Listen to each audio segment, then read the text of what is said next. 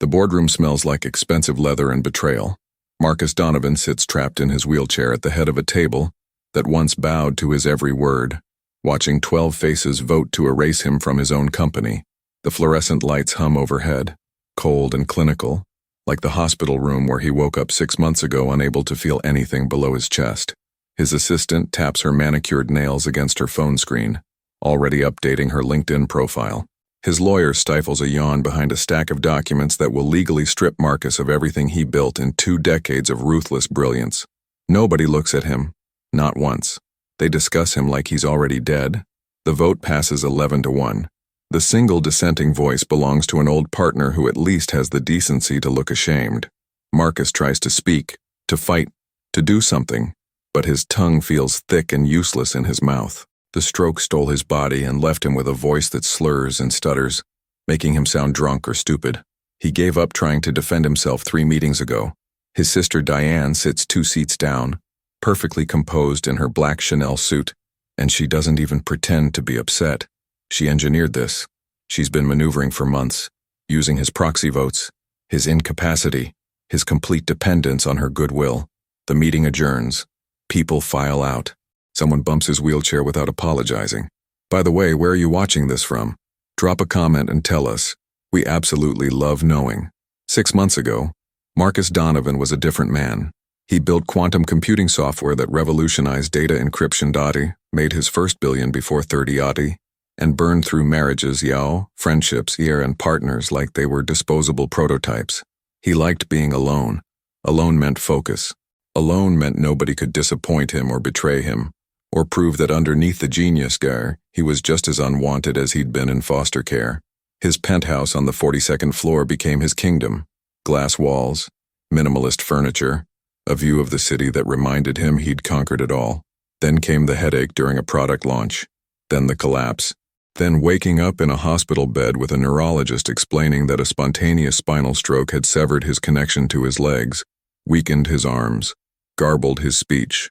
They said he was lucky to be alive. He didn't feel lucky. The penthouse became a prison after that. Physical therapists came and went, quitting after Marcus screamed at them or threw things or simply refused to cooperate. Nurses lasted a week, maybe 2, before the isolation and his bitterness drove them away. Diane swooped in with sympathy that felt more like ambition, taking control of his medical decisions, his finances, his calendar. She hired the cheapest home care service she could find, telling him it was to preserve his assets for recovery. Really, it was to ensure nobody competent enough would witness what she was planning. Marcus knew. He just couldn't prove it. He couldn't do anything except sit in his chair and watch his life collapse in slow motion. Across the city, Elena Morales is drowning in a different kind of paralysis. She stands at the bus stop at 5 in the morning, baby Sophia sleeping against her chest in a worn carrier, waiting for the first of 2 buses that will take her to the office building she cleans before the sun comes up. Her second job starts at noon, waitressing at a diner where the manager yells and the tips barely cover daycare. Her third job is evening inventory at a warehouse, 4 hours of standing that makes her feet scream. She sleeps maybe 4 hours a night. Sophia's father left 8 months ago, right after the baby started walking, saying he wasn't ready for the responsibility. He hasn't sent a single dollar since. Elena is 3 months behind on rent.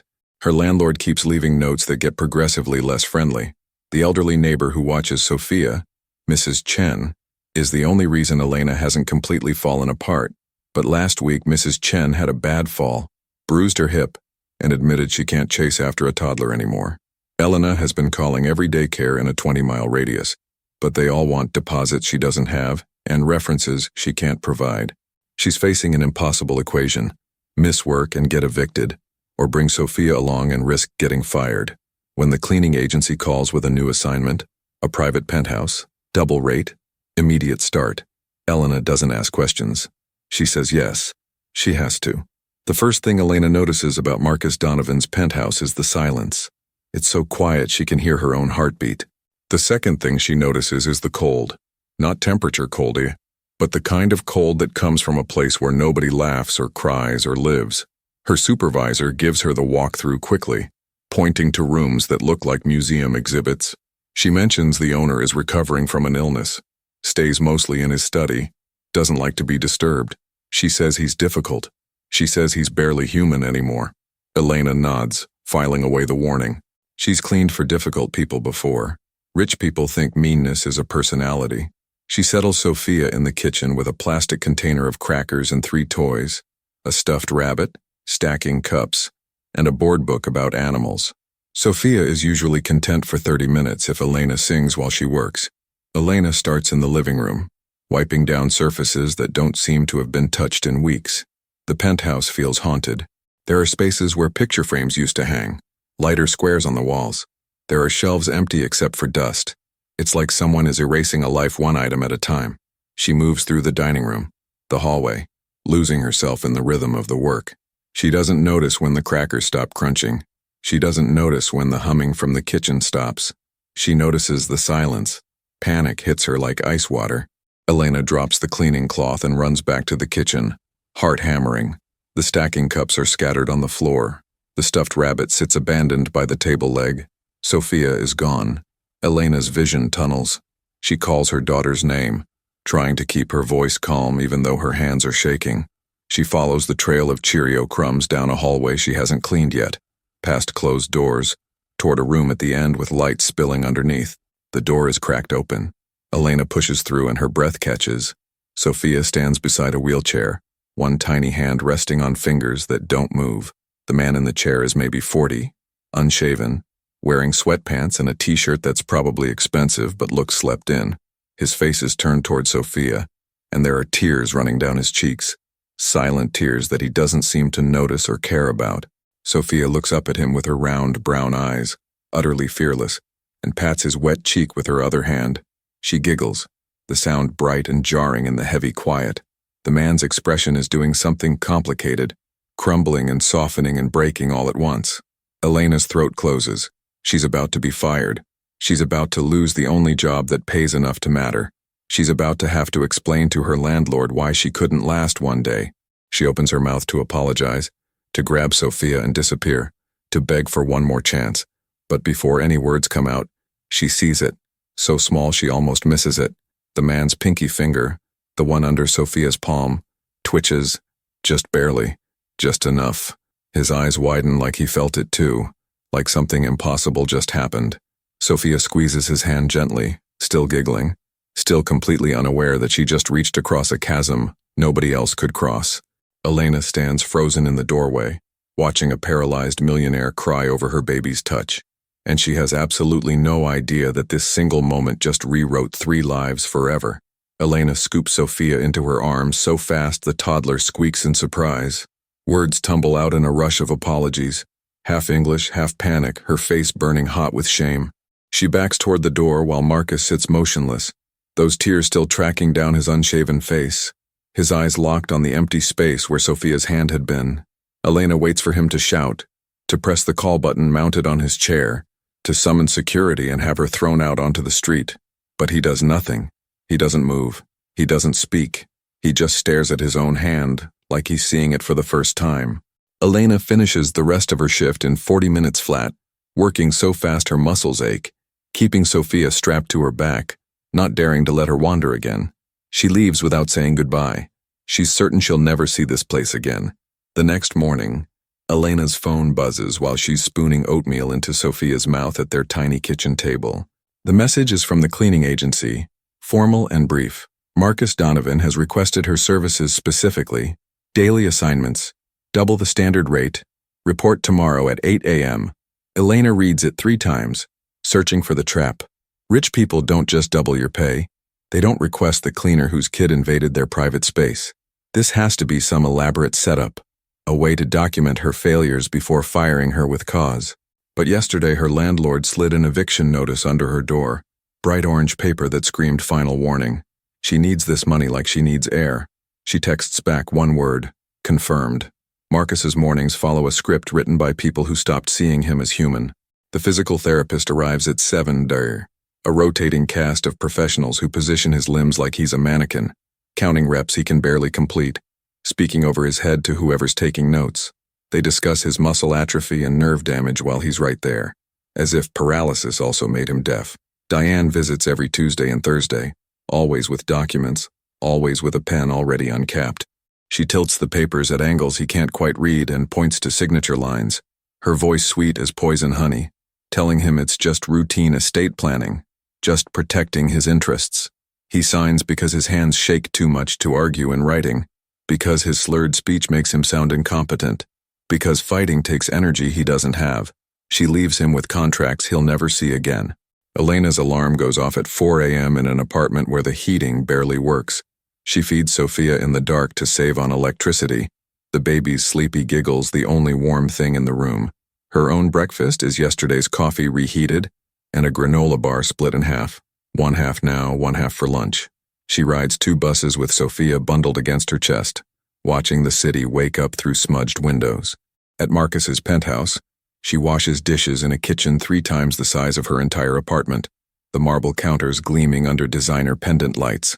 She folds his custom shirts, fabric so soft it feels like sin, while her own jeans have holes in both knees that she's covered with iron-on patches. The contrast doesn't make her bitter, it just makes her tired. 3 days in, Sophia escapes again. Elena is vacuuming the hallway when she realizes the humming from the living room has stopped. Her heart drops. She finds Sophia's toys abandoned by the couch and follows the sound of soft babbling to Marcus's bedroom. The door is open. Sophia has somehow climbed onto his low platform bed, designed for easy wheelchair access, and found his tablet on the nightstand. Marcus is awake now, propped against pillows, watching Sophia swipe through his photo gallery with chubby, inexpert fingers. The images flip past. Marcus on a mountain summit, arms raised in victory. Marcus on a surfboard, young and fearless. Marcus in a tuxedo at some gala, surrounded by people who aren't there anymore. Sophia stops on a photo of him laughing, really laughing, his whole face bright with it. She points at the screen, then at Marcus, her little forehead wrinkling in confusion. Her voice comes out small and wondering. Sad man. Marcus's response is slow, each word fighting through the neurological damage that tangles his speech. Yes, sad man. His voice cracks on the second word. Sophia doesn't flinch from the sound. She pats the tablet screen like she's trying to comfort the laughing man trapped inside it, then pats Marcus's arm with the same gentle certainty. Elena stands in the doorway watching this, her chest so tight she can't breathe. She should grab her daughter and apologize and reinforce the boundaries that keep cleaners and billionaires in their separate worlds. But something stops her. Maybe it's the way Marcus is looking at Sophia, not annoyed, not uncomfortable, but desperately grateful, like she handed him something he thought he'd lost forever. Elena steps into the room quietly. Sophia sees her and grins, pointing between Marcus and the tablet like she solved a puzzle. Elena sits on the edge of the bed, careful to maintain distance but unable to leave. She asks the question before she can stop herself, her voice barely above a whisper. When did you last have a visitor who wasn't paid to be here? Marcus turns his head toward her. The silence stretches long enough that Elena thinks he won't answer, that she's overstepped, that this fragile thing will shatter. But then his eyes meet hers, and she sees the answer in them before he speaks. The word comes out rough and honest. Never. Elena's throat burns. She nods once, understanding filling the space between them. Sophia, oblivious to the weight of the moment, crawls into the space between them and starts narrating the photos in her own toddler language, giving them both permission to just sit there and remember what it feels like to not be alone. The shift becomes a routine neither of them discusses. Elena cleans, but she also talks. About the weather, about Sophia's new obsession with stacking everything, about the stray cat in her building's alley. Marcus listens. Sometimes he responds in his halting way, sentences that take effort but land with unexpected humor. Sophia treats the penthouse like a playground, and Elena stops apologizing for it. She brings picture books and reads them aloud while she dusts. Marcus's wheelchair starts appearing in different rooms. The kitchen while Elena preps his meals. The living room where Sophia builds block towers. He's not hovering. He's just there, part of the background hum of their presence, like he's remembering what a home sounds like when people actually live in it. Marcus starts trying harder in physical therapy. His therapist notices and comments on it. Surprised. He's pushing through exercises that made him quit before, gritting his teeth through the pain, forcing his damaged nerves to remember their jobs. She asks what changed. Marcus doesn't answer, but in his mind, he sees a crayon drawing Sophia left on his desk. Stick figures labeled in Elena's handwriting. Sophia, Mama, Marcus. The third figure is standing, Not sitting, standing. It's the first time in 6 months anyone has imagined him vertical. He wants to deserve that image. He wants to be the man that little girl thinks he can be. Elena stays later than her shift requires now. Paid overtime she doesn't argue about because her landlord is 1 month away from changing the locks. She helps Marcus with dinner because his night nurse keeps canceling, and he's too proud to ask Diane for a replacement. They sit at his massive dining table, Sophia in a makeshift high chair built from cushions and a wooden crate, throwing pieces of pasta that Marcus catches in his mouth when his coordination allows. Elena teaches him a Spanish word each evening, simple things like gracias, familia, esperanza. Marcus teaches Sophia to say algorithm, which comes out as algorithm and makes them all laugh until their sides hurt.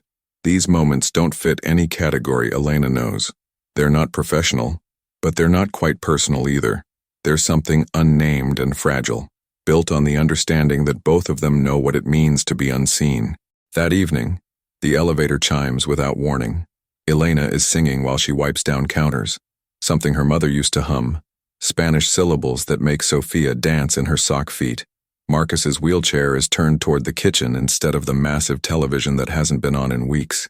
Sophia's stacking cups are scattered across the pristine white rug. The scene is domestic and wrong and completely against every rule of the employer-employee boundary that's supposed to exist here. Diane steps into the living room wearing her tailored armor and a smile that could cut glass. Her eyes catalog everything. The toys, the music, the way Marcus looks almost content. Elena's singing dies mid-word. Diane greets her brother first, bending to kiss his cheek with performance affection. Then she turns to Elena with that same surgical smile, her gaze sliding from Elena's frayed canvas shoes to her discount store cardigan. She compliments Elena's work, says the penthouse hasn't looked this lived in months, and somehow makes it sound like an accusation. She asks about Sophia, comments on how energetic she seems, implies without quite saying that children don't belong in spaces like this. Marcus tries to interject, his speech slowing under stress, but Diane speaks over him smoothly, years of practice making it look accidental. She suggests Elena take a quick break, maybe give Sophia a snack in the kitchen. It's not a suggestion. Elena gathers her daughter and retreats, her stomach nodding. In the kitchen, Elena busies herself with Sophia's juice cup, but she can hear every word through the open archway. Diane's voice is low and concerned, talking about liability and appropriate boundaries and how certain people might take advantage of Marcus's vulnerable state. She mentions lawyers and protocols and what the board might think if they knew the help was getting too comfortable. Marcus's responses are fragmented, frustration making his words tangle, but Elena catches the gist. He's defending her, or trying to. Diane pivots smoothly, bringing up Sophia's father, asking if Marcus even knows the full story, suggesting that single mothers are often desperate enough to blur professional lines. The implication hangs in the air like smoke. Diane appears in the kitchen doorway before Elena can process the anger rising in her chest. Her smile is softer now, almost sympathetic, which somehow makes it worse. She says she just wants to have a quick chat, woman to woman, to make sure they're all on the same page about expectations. She walks Elena to the service elevator, out of Marcus's sightline, and her voice drops all pretense of warmth. She talks about boundaries and how easy it would be for misunderstandings to occur, how Marcus is legally dependent and emotionally compromised, how certain situations could be misconstrued.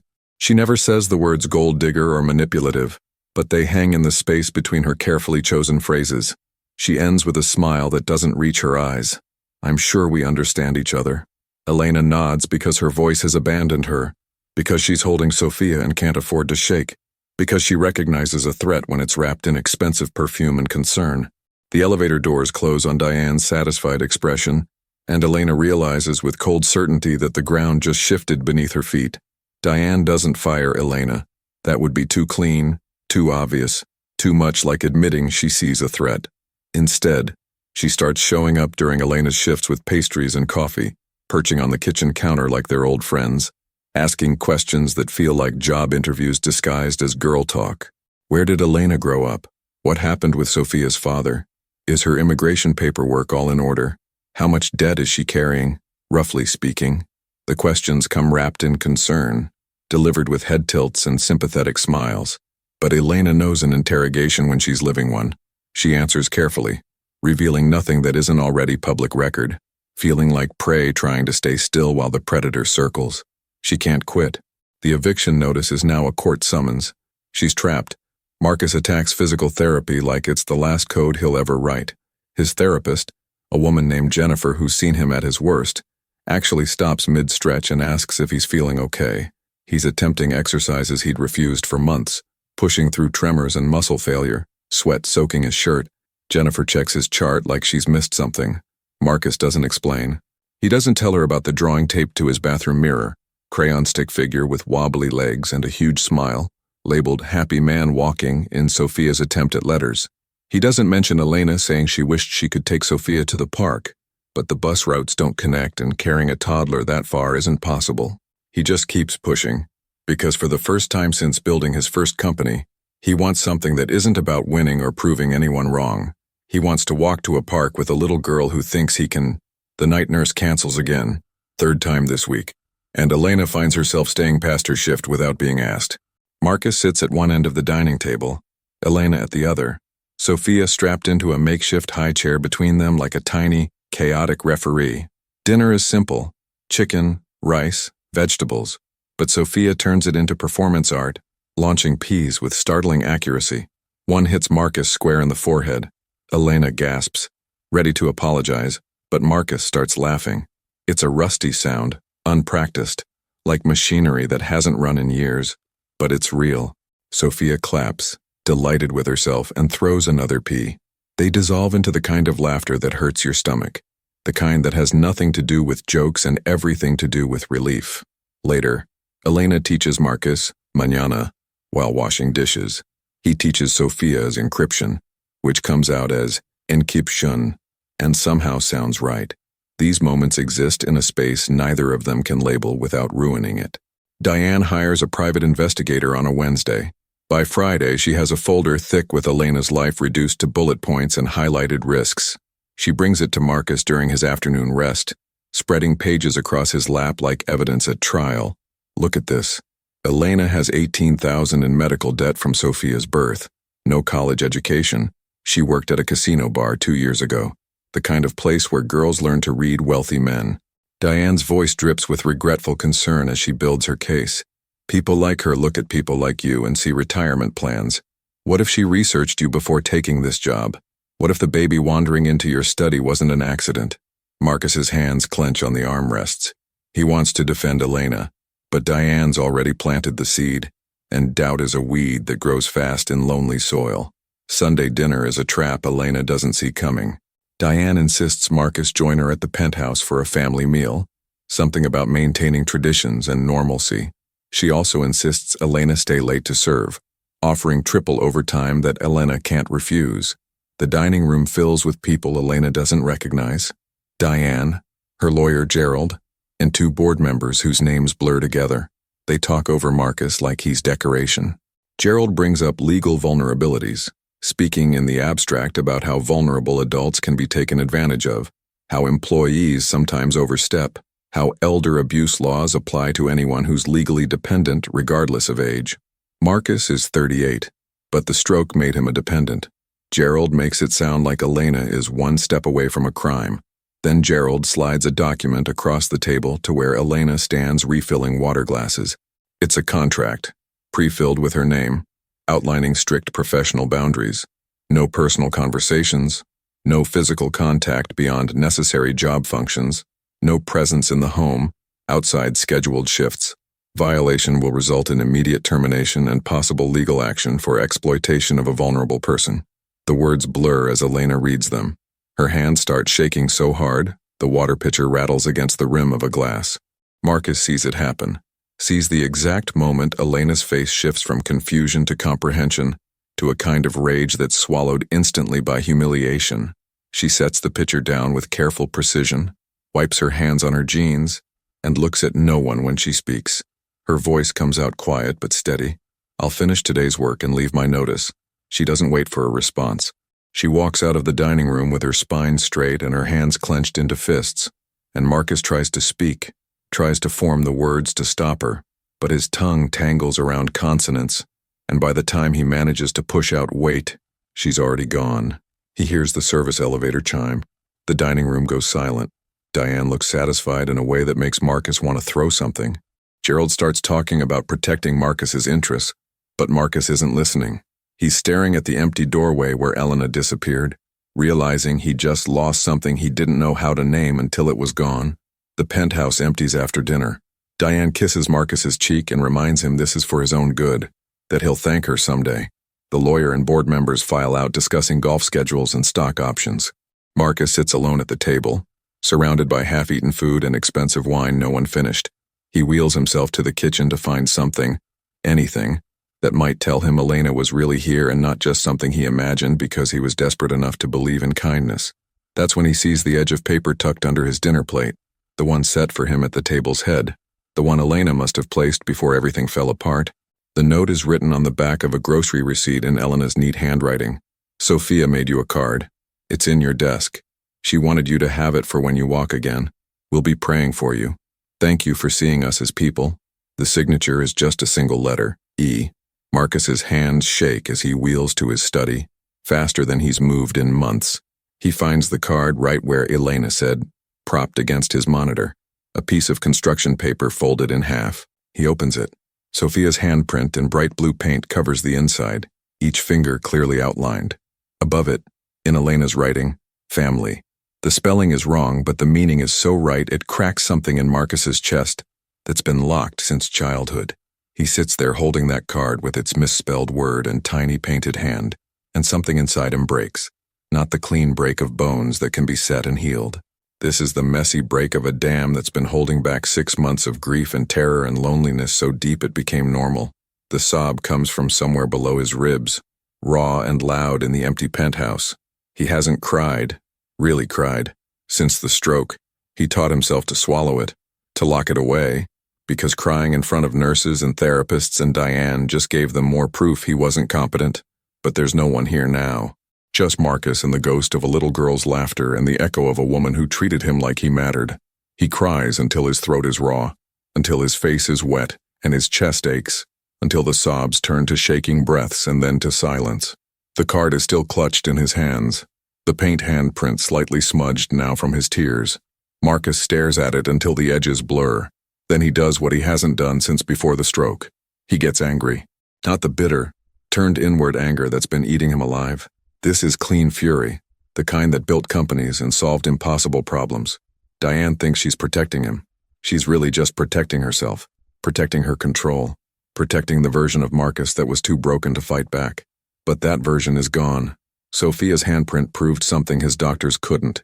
He's still capable of feeling, and if he can feel, he can fight. Marcus wheels to his laptop, fingers clumsy but determined on the keys. He pulls up his personal accounts, the ones Diane doesn't control because they predate the stroke. He finds his original lawyer's number, the one who handled his first startup, who knew him when he was ruthless and brilliant and whole. He types an email with shaking hands, explaining what he needs, quietly, carefully, without alerting Diane. Then he looks up Elena's employment file, finds her address in the system. It's in a neighborhood he recognizes from crime statistics and gentrification protests, the kind of place where people work 3 jobs and still can't get ahead. He maps the distance, calculates bus routes, understands for the first time exactly how far Elena traveled every day to clean his floors and pretend his life wasn't pathetic. He opens the card one more time, traces the outline of Sophia's tiny fingers with his own damaged ones. The word family stares back at him, misspelled and perfect. Marcus makes a decision that will cost him everything or save him, depending on how you measure worth. He's going to get Elena back. Not because he needs a cleaner, not because he's lonely, though he is, but because somewhere in the last few weeks, a toddler's laughter and a tired woman's kindness reminded him what it felt like to be human. And he'll burn down every bridge Diane built, every wall she erected, every lie she told, before he lets that slip away. The card goes into his desk drawer, right next to the contracts that are slowly strangling his company. He'll need it later, as evidence or motivation or both. For now, it's a promise. He's not done fighting. He's just getting started. 3 weeks without Elena and Sophia, and Marcus's penthouse transforms back into the tomb it was before they arrived. He stops fighting in physical therapy, letting his limbs go limp when Jennifer tries to position him for exercises. She asks what happened, her voice edged with frustration. but Marcus just stares past her at the wall where Sophia used to stack blocks. Food appears on his table and goes cold, untouched. The new cleaner lasts 2 days before Marcus fires her for moving Sophia's forgotten stuffed rabbit from the couch. He can't explain why that rabbit needs to stay exactly where a toddler left it. He just knows it does. Diane visits and finds him staring at nothing, unshaven, wearing the same clothes for 3 days straight. She smiles like she's won something, but winning looks different a week later when Marcus's doctor pulls Diane aside after a checkup. The medical jargon boils down to something simple and terrifying. Marcus is giving up. His vitals are declining. His muscle mass is deteriorating faster than the stroke alone would cause. Whatever changed 3 weeks ago, whatever made him start fighting, he needs it back or they're looking at a feeding tube and full-time hospice care by spring. Diane's satisfaction curdles into something that might be guilt, but she's too proud to call it that. She tells herself she did the right thing. She protected her brother from a manipulative woman. The fact that her protection is killing him faster than paralysis is just an unfortunate side effect she'll learn to justify. Elena's new job is at a commercial cleaning company that services office buildings after midnight. She works hunched over industrial vacuums in fluorescent-lit corporate wastelands, scrubbing toilets for people who'll never see her face. The pay is worse and the hours are brutal. 10 p.m. to 6 a.m., 4 nights a week. She comes home as the sun rises, catches 2 hours of sleep while Sophia watches cartoons, then drags herself to her afternoon waitressing shift. Sophia cries every night now, asking for makas in a voice that breaks Elena's heart into smaller and smaller pieces. The elderly neighbor who used to help, Mrs. Chen, passed away in her sleep last week. Elena found out from a note taped to her door. There's no backup now, no safety net. Just Elena and Sophia on a tightrope that's fraying strand by strand. Sophia wakes up Tuesday night burning with fever, her small body shaking despite 3 blankets. Elena tries everything, lukewarm baths, infant medicine, cool cloths. But the temperature climbs to 104 and Sophia won't drink, won't eat, just whimpers and clutches her stuffed rabbit. Elena calls out of work, loses a night's pay she desperately needs, and takes 2 buses to the emergency room with Sophia limp against her chest. The ER is packed. They wait 4 hours. When they finally see a doctor, he orders blood tests and IV fluids, and mentions admitting Sophia for observation. Elena watches the charges pile up on the screen behind the nurse's head. Each line item, another month, she won't make rent. A social worker appears with a clipboard and a kind smile, asking gentle questions about Sophia's father, about Elena's support system, about whether she has stable housing. Elena realizes with cold horror that she's being evaluated for her fitness as a parent. Marcus sits in yet another board meeting, Diane at his right hand, her lawyer at his left. The contract sits in front of him, crisp and final. Sign here, and Diane becomes permanent CEO. Sign here and he keeps a minority stake but loses all operational control. Sign here and the company he built from nothing belongs to someone else. His hand hovers over the signature line, pen shaking, everything in him screaming to fight. But what's the point? He can't run a company from a wheelchair. He can't even run his own life. His phone buzzes in his pocket. He ignores it. It buzzes again. Diane shoots him an annoyed look. He pulls it out to silence it and sees the news alert. Local mother-facing eviction after ER visit highlights healthcare crisis. There's a photo. Elena, caught outside the hospital entrance. Sophia bundled in her arms, her face exhausted and afraid. Marcus reads the article once, twice, 3 times, each word carving itself into his brain. He drops the pen. Diane asks if he's all right. Marcus doesn't answer. He wheels himself out of the conference room without explanation, leaving Diane calling after him. The unsigned contract abandoned on polished wood. He pushes himself down the hall. His arms have regained enough strength for this now, one of the few improvements he made before giving up, and doesn't stop until he reaches his computer. His fingers fly across the keyboard with a speed he hasn't managed since the stroke. Muscle memory overriding damaged nerves. He uses every database and every connection, every backdoor his company's software provides to find Elena. Her new address appears, a basement unit in a neighborhood where shootings make the local news twice a week. Her current employer, a cleaning company with 17 OSHA violations and a class action lawsuit for wage theft. Something in Marcus cracks wide open, and what floods out isn't pity. It's pure, clean rage. He calls his old head of security, Tom. A guy who quit when Diane took over and started cutting unnecessary staff. Tom answers on the third ring, surprised to hear from him. Marcus's speech is still damaged, words coming out thick and uneven, but he makes himself understood. He needs the penthouse security footage reviewed. Every hour Elena worked there. Tom asks why, hears something in Marcus's voice that makes him stop asking questions, and says he'll have it by morning. The footage arrives as promised. Marcus watches 6 hours of recordings, and what he sees burns away every doubt Diane planted. Elena cleaning quickly, efficiently, touching nothing beyond her job. Elena leaving 15 minutes early one day, clocking out without pay because she finished the work and wouldn't charge for time she didn't use. Elena finding Marcus's wallet empty.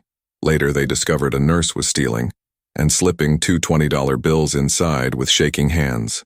Marcus saves the most damning clip for last. He finds the timestamp Diane mentioned, the one where Sophia supposedly staged her wandering.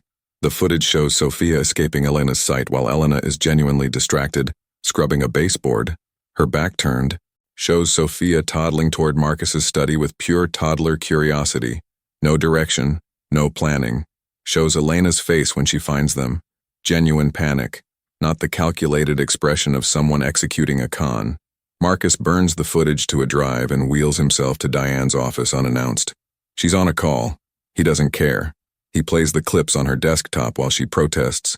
When the last one finishes, he ejects the drive and speaks slowly, forcing each word out clear despite his damaged tongue. You called her a gold digger. You humiliated her in front of lawyers and strangers. You made her feel like garbage for being kind to me. Diane tries to interrupt, falls back on her usual script about protecting him, about vulnerability, about how he can't think clearly. Marcus cuts her off, and his voice comes out clearer than it's been in months, fury burning away the neurological fog. No, you can't think clearly. You see threats everywhere because you're afraid. I was dying in comfort, Diane.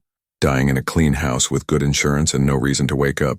She gave me a reason to live, and you destroyed it. Diane's face goes pale. She opens her mouth, closes it. For once, she has nothing to say. Marcus leaves her sitting there and doesn't look back.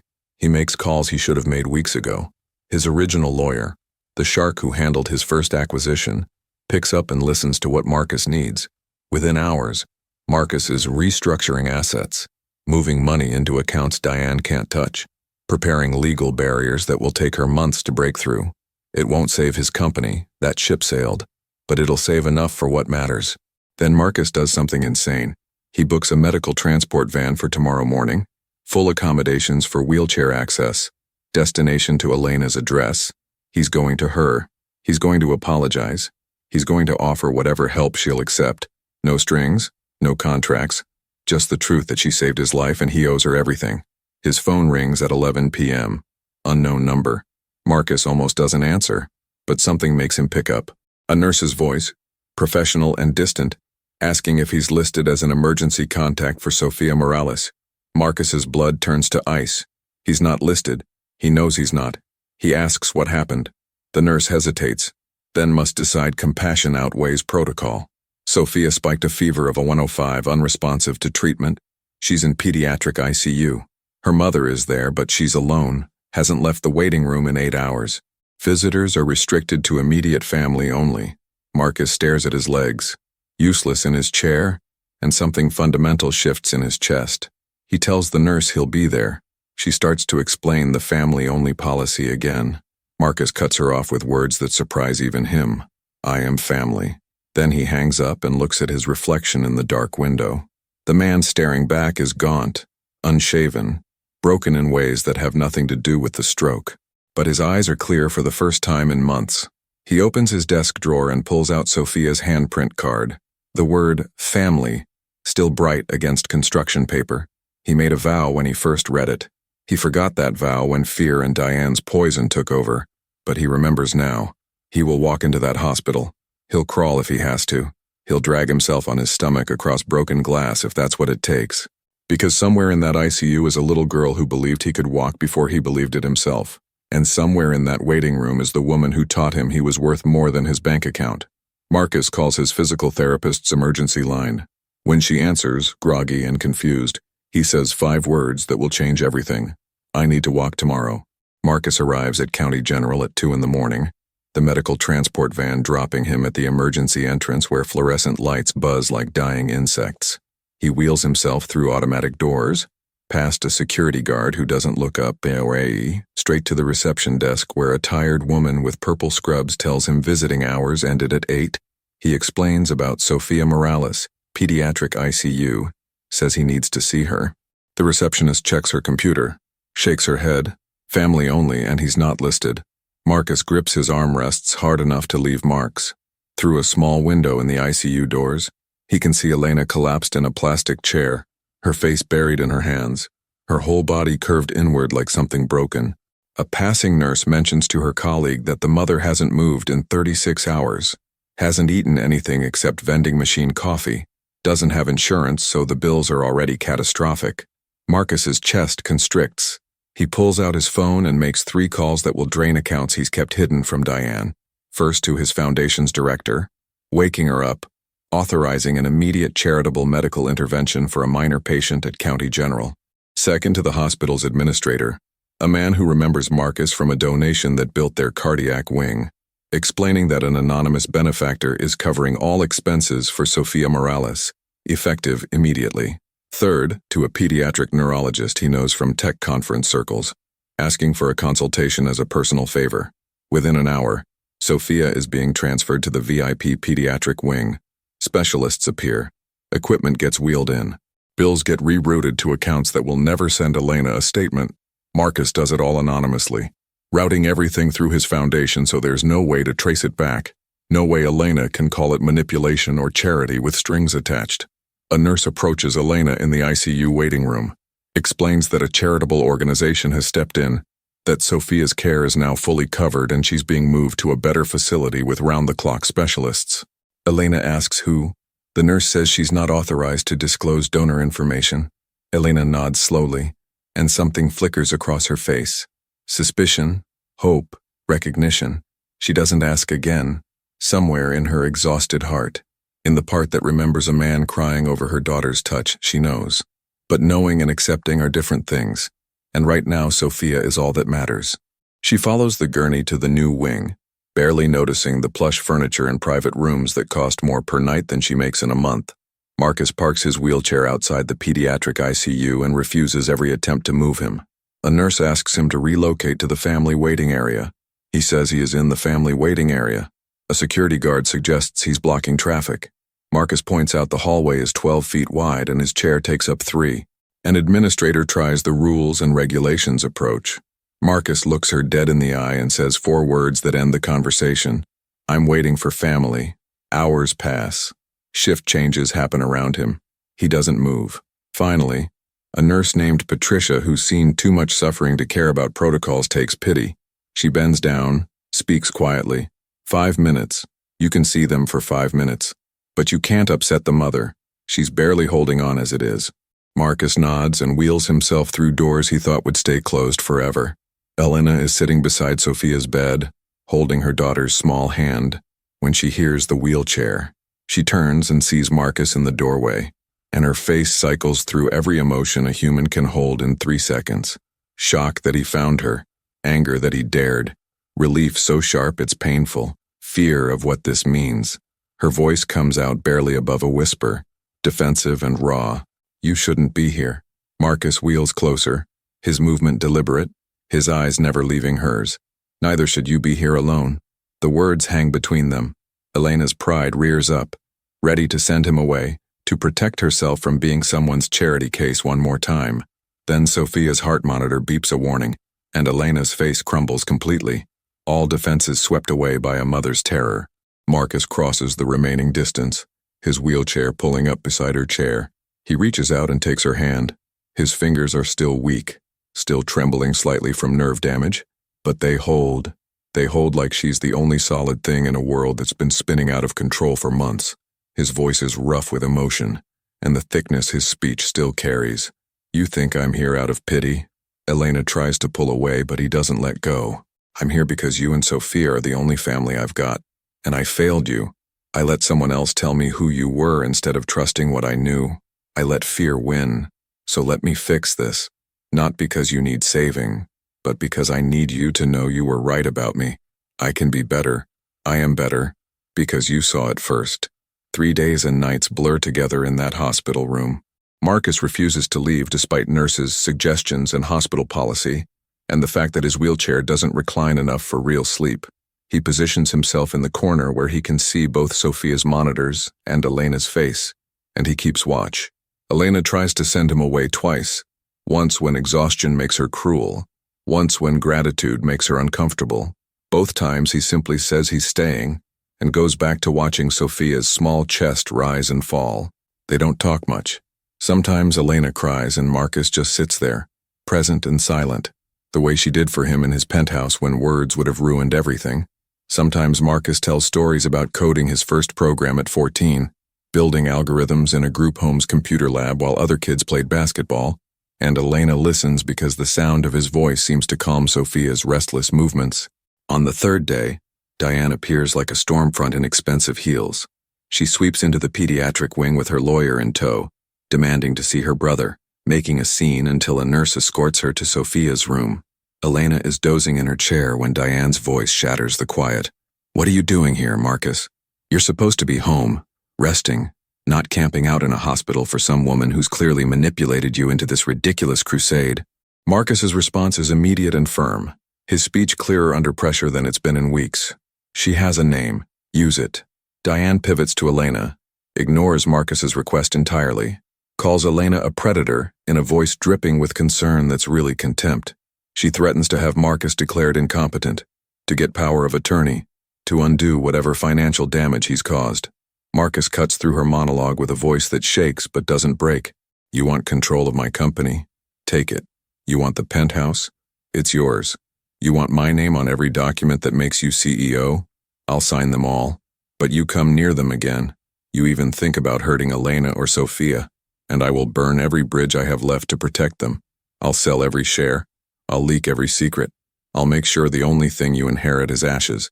Diane goes pale. Her lawyer puts a hand on her arm. They leave without another word. Elena stares at Marcus like she's seeing him for the first time. He meets her gaze and something unspoken passes between them, an understanding that they just crossed a line there's no coming back from. That night, Sophia's fever finally breaks. The monitors stabilize. The specialists start using words like recovery instead of critical. Sophia wakes up groggy and confused, blinking against the soft light of the private room. Her eyes find Marcus first, sitting in his wheelchair beside her bed, and her whole face transforms. "Marcus came." Her voice is scratchy from the oxygen tube they just removed, but it's the most beautiful sound Marcus has ever heard. She reaches for him with both arms, making grabby hands like she used to in the penthouse. Marcus looks at Elena. Elena nods. Permission and trust wrapped in a single gesture. Marcus leans forward in his chair, gripping the bed rail for balance, and then he stands. It's not graceful. His legs shake violently. His knees threaten to buckle. He's leaning so heavily on the rail his knuckles are white. But he's vertical, his feet bearing weight, his body upright for the first time in 7 months.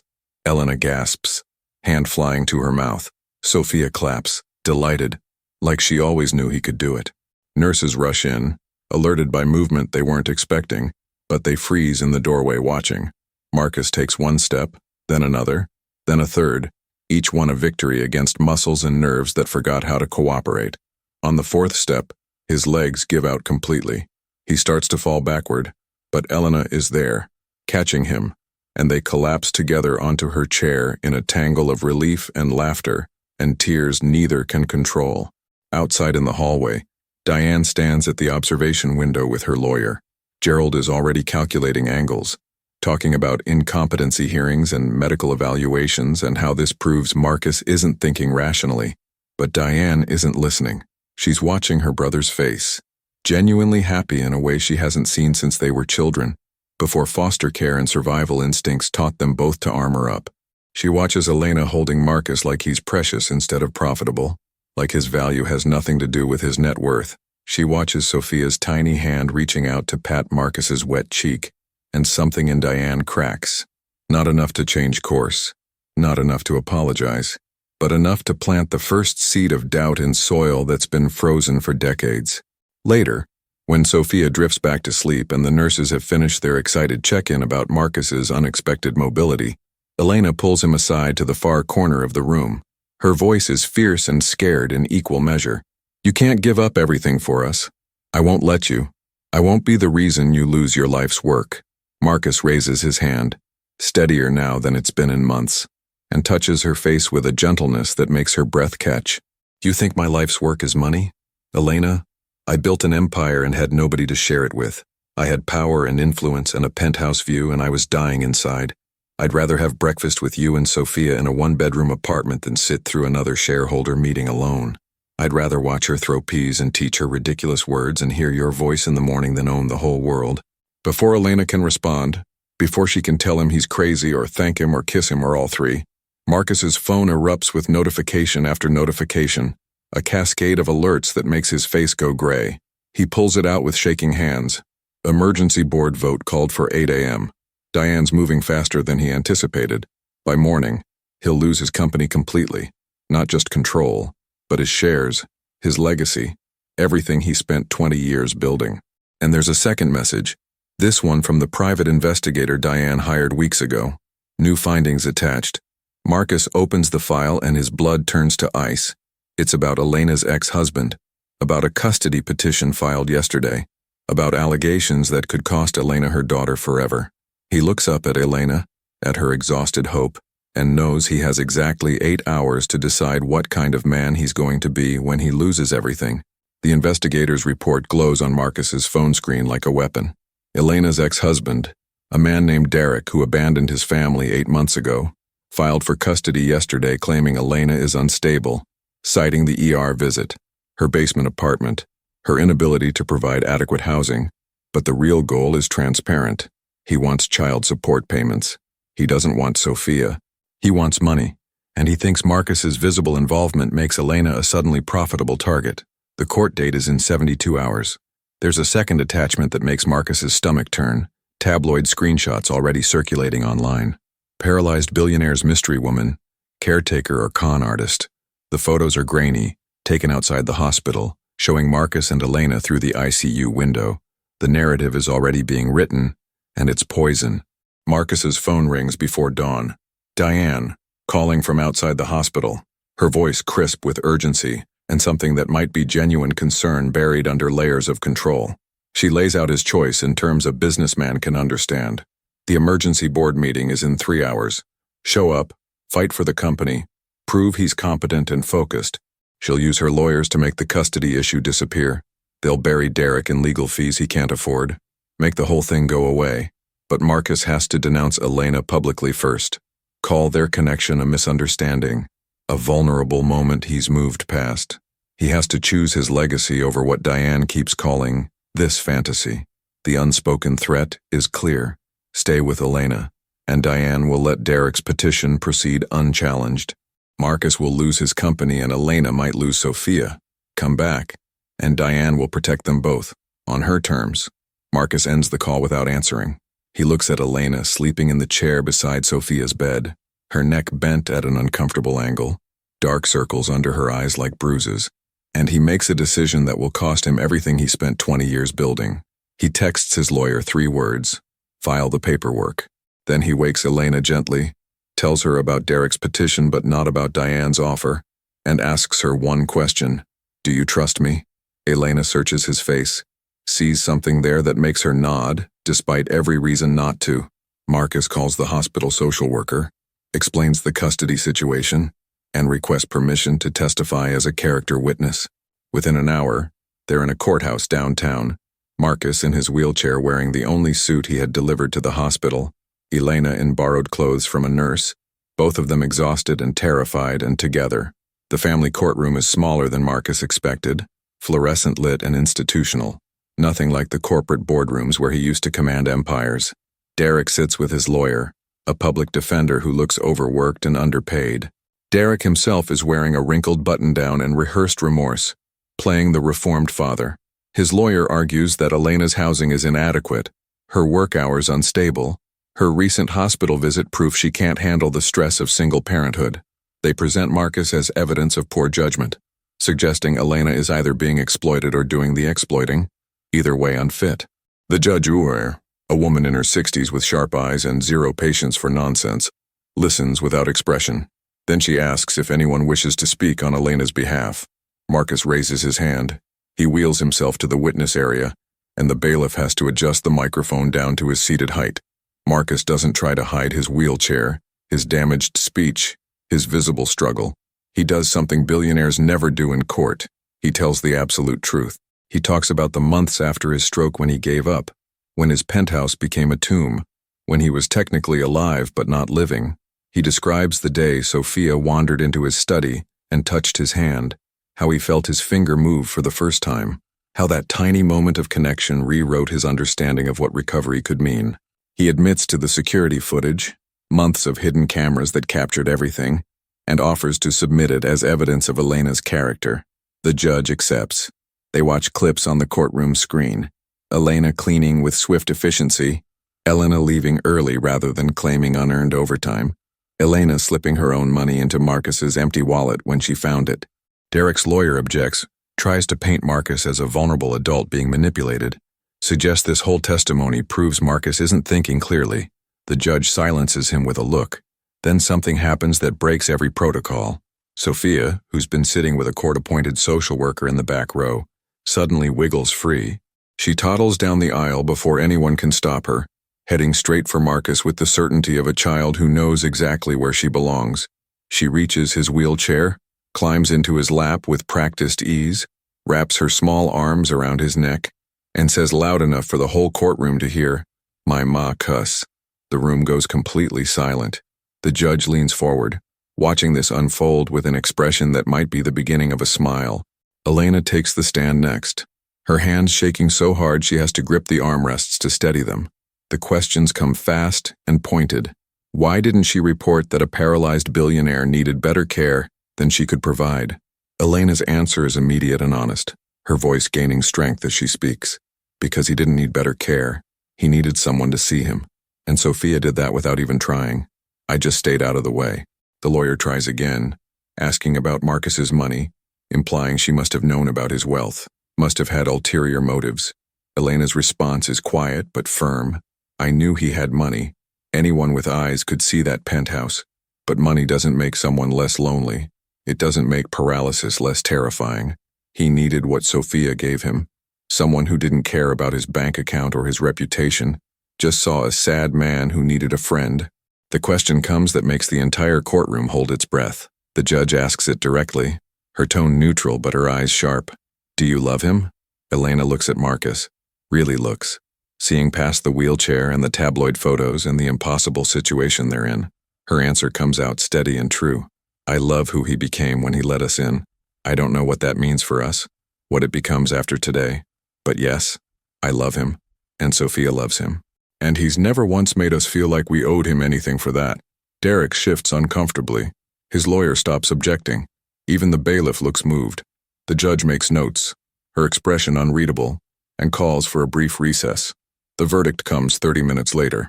The judge rules in Elena's favor with language that's unusually pointed for family court. She denies Derek's petition, notes his 8-month absence and transparent financial motivation, orders him to pay back child support he clearly can't afford. Marcus speaks up then, his voice carrying across the courtroom despite its thickness. Your Honor, I'll forgive the back support if he relinquishes parental rights entirely. Derek's lawyer whispers frantically. Derek nods yes before the lawyer finishes talking, more interested in escaping debt than keeping rights to a daughter he abandoned. But the judge isn't finished. She turns to Marcus with a look that's equal parts warning and invitation. Mr. Donovan, your presence here complicates things. If you're in this child's life, you're in it fully. No halfway measures, no playing house until it gets inconvenient. Do you understand? Marcus doesn't hesitate, doesn't look at Elena first for permission, just answers with a certainty that surprises even himself. I'd like to petition for adoption rights. Your Honor, if Elena agrees. The courtroom erupts in whispers. Elena's hand flies to her mouth. Sophia, still in Marcus's lap, claps like this is the best game ever. The judge looks at Elena. Elena nods, tears streaming down her face, unable to speak but her answer written in every line of her body. The judge makes another note, says they'll need home studies and interviews and mountains of paperwork, but she's approving the preliminary petition. Court is adjourned. They won. But Marcus's phone is already exploding with notifications about the emergency board meeting he missed, about Diane's successful vote, about the company that's no longer his. The fallout is spectacular and immediate. Marcus loses his company in absentia. Diane takes control with the board's full backing, paints Marcus as unstable and unfit, uses his courtroom appearance as evidence he's not thinking clearly. He loses his board seat, his CEO title, his voting shares, everything except a minority stake that leaves him comfortable but no longer wealthy. The penthouse goes to Diane as part of the restructuring. It was technically company property anyway. His reputation in tech circles crumbles as tabloids run story after story about the fallen billionaire and his questionable relationship with his former maid. Former colleagues stop returning calls. Investment opportunities dry up. For 3 weeks, Marcus Donovan is a cautionary tale about what happens when you let emotion override logic. But Marcus doesn't fight any of it. He signs the papers, accepts the losses, and focuses on the home study visits and adoption interviews that matter more than any quarterly earnings report. 6 months later, and the life Marcus lives is unrecognizable from the one he lost. They're in a 3-bedroom house in a neighborhood where kids ride bikes in the street and neighbors know each other's names. It's modest, affordable, nothing like the penthouse, and Marcus has never been happier. He walks now, with a cane that Sophia decorated with stickers, still struggles with balance and stamina, but he walks. Every morning he makes breakfast while Elena works remotely for a non-profit he helped fund with his remaining assets. Her insistence that they keep finances separate a boundary he respects. Sophia started preschool last month and brings home drawings that go straight to the fridge, held up with magnets, treasured instead of trashed. They have family dinners, spaghetti on Mondays, taco Tuesdays, whatever Sophia requests on Fridays. Marcus teaches her coding basics on an old laptop, showing her how to make a computer draw shapes. Elena teaches him to dance in the kitchen, his balance terrible, their laughter filling rooms that feel like home. The doorbell rings on a Sunday evening. Marcus answers to find Diane standing there, awkward in jeans instead of her usual armor, holding a wrapped present that looks like she spent too long picking it out. She doesn't apologize immediately, doesn't fall into easy redemption, but she says she'd like to talk if they'll let her. Elena appears behind Marcus, Sophia on her hip, and something passes between the two women. Not forgiveness yet, but maybe the possibility of it. Diane's voice cracks when she admits she was terrified of losing Marcus after their parents died. That control felt safer than trust, that watching him happy broke something in her she didn't know needed breaking. They don't fix everything that night, but Elena invites her in. Marcus tells her family meals are Sundays, and she's welcome if she can respect boundaries. Diane nods, means it, stays for dinner where Sophia makes her laugh for the first time in decades. On the mantel, there's a photo that captures everything. Marcus standing with his cane, barely, but vertical and grinning. Elena beside him, her arm around his waist, keeping him steady. Sophia on his shoulders, her hands in his hair, all of them laughing at something the photographer said. The image is crooked, amateur, taken by a neighbor with a phone camera, and it's perfect. Because they said Marcus was forgotten by everyone after his stroke, left to die in luxury and isolation, written off as another casualty of ambition and bad luck. But sometimes being forgotten by everyone who didn't matter is how you remember who does. Sometimes the smallest hand reaching out is the only bridge you need between the life you had and the life you were always meant to live. Sometimes you have to lose everything you built to find what you were actually building toward all along. What would you have done in Marcus's place? Would you have chosen love or legacy? Tell us in the comments below. And if this story touched you, if it reminded you that families aren't born but built from choice and courage and tiny hands that refuse to let go, hit that like button. Subscribe if you believe everyone deserves to be seen, really seen, for who they are beneath the wealth or the poverty or the wheelchairs or the judgments, because stories like this are happening everywhere, in hospital rooms and courtrooms and kitchens where people learn to dance badly and love well. And sometimes, the smallest hands carry the biggest miracles. Thanks for being here with us.